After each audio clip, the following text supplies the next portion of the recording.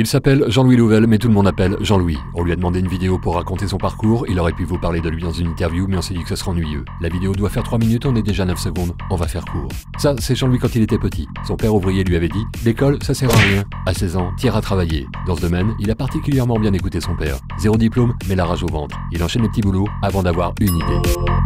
Un jour, on a demandé à Jean-Louis de revendre un stock de palettes qui avait servi. Surpris par le fait que des gens rachètent des palettes, il s'est dit, il y a un truc à faire. Il s'est renseigné, il y avait déjà du monde sur le marché, il a observé, il a écouté, avec son œil neuf, il a une idée, il a dit go. Palette Gestion Service est né, ils étaient 3 en 1993, ils sont développés, intégré toute la chaîne de valeur, redéveloppés, et ils sont partis à la conquête d'autres pays. Aujourd'hui, ils sont 1300, et numéro 1 de la palette en Europe. En 2019, PGS prépare le débarquement aux États-Unis. Bref, PGS, c'est l'histoire d'une vie, celle de Jean-Louis.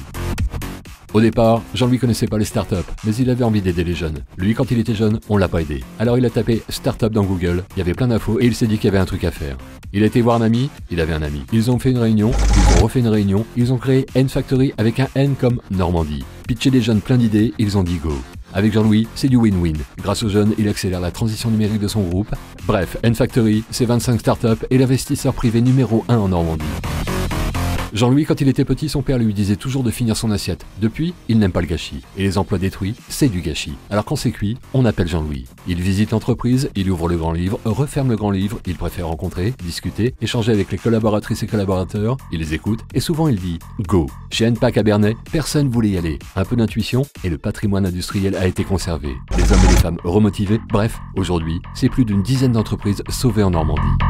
Surtout, ne touche pas à la presse. Faut jamais dire jamais à Jean-Louis. Le Paris-Normandie était en difficulté, il aime les difficultés. Il dit souvent, le mérite, c'est la difficulté. Le Paris-Normandie, c'est patrimoine historique normand. Il aime la Normandie. Il a réfléchi, il s'est dit qu'on pouvait apporter un regard neuf, il a dit go. Il a ajouté des pages, embauché, modernisé. Le Paris-Normandie est resté sous pavillon normand, parce qu'un bon journal pour une région, c'est important. Bref, Jean-Louis a sauvé le Paris-Normandie. Il fait pas de sport Jean-Louis. Son sport, c'est son job. Un athlète de haut niveau. Dans un sport non reconnu comme tel, l'entrepreneuriat. Le rugby, c'est son nouveau défi. Il connaissait même pas les règles, mais les valeurs humaines et le collectif, ça lui plaît. Le club avait besoin d'un nouveau souffle, il a dit go. Changement de nom du club, convaincu Richard Hill de rester, fédéré d'autres clubs de la région, accéléré la formation des jeunes, et il a mis le rugby dans le cœur des Normands. Rapidement, le Rouen Normandie Rugby est sur la route de la Pro D2. Bref, de toute façon dès le début, Jean-Louis, il rêvait déjà de top 14.